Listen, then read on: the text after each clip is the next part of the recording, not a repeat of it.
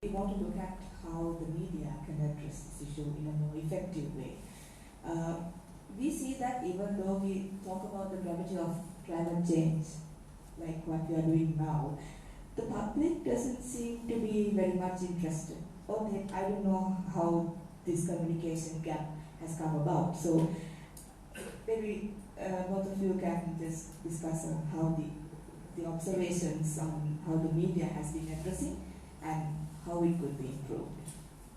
You want to go first? Please after me. Who is the public? You and me. And it is ultimately our lived experience which will create that demand for a different pathway of development.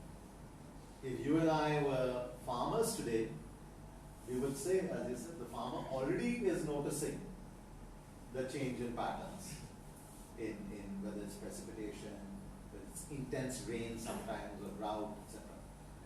Accordingly, season by season, they might have to change their cropping cycle, etc. But we are city dwellers. What matters to us? Heat. So, if it is heat, okay, I can tolerate, I can stay indoors. But what if I were a city dweller also in the construction business? Then I can stay indoors, but the labor will have to be outdoors.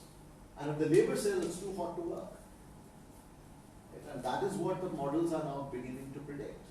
That large swathes of South Asia will become almost impossible to work outdoors beyond just a few hours of the day. That immediately impacts my personal bottom line. Now suppose I were a homeowner. I might even be a rich homeowner, and there's sudden urban flooding, as we have seen in parts of South Asia, in very, very large parts of South Asia. Then it's my personal property that is getting damaged. I can go to, I was joking earlier offline, I can go to the insurance company, but often these things are dismissed as act of God in our insurance policies. So when we say the role of the media is trying to connect these different aspects of climate risk to the lived experience of different kinds of economic activities. Because we are economic agents by day and citizens by night, and we need to see how our own economic circumstance is then impacting. That's one thing. The second is to try and distill scientific evidence into something that's more easily understandable. So at CEW, we experiment with this. We are a research institution and a policy advisory institution, but we experiment a lot with how do we communicate the science better.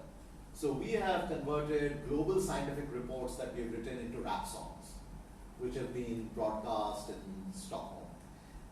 Every Wednesday, we publish a cartoon on sustainability called What on Earth. Last 3 years we've been publishing this, and this campaign is now taught in some journalism schools in India. How to convert scientific evidence into cartoons. We created a documentary series called Faces of Climate Resilience, 16-part documentary series, with just last year one in Florence in Italy. Out of 382 entries from across the world, we got the top prize for climate science communication. And now this month, in May, there's this channel called Disney Hotstar. I don't know if it's here in Sri Lanka, but it's a OTT platform in India. Our documentary series will be featured on Disney Hotstar.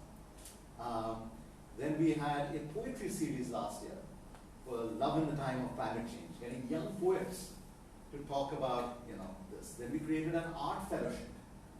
How do artists understand climate risk and then convert it into installations, etc. So there are many interesting ways in which very nerdy technical stuff can also become something that's relatable to the ordinary person. Mr. Vijayvarthan, would you like to add?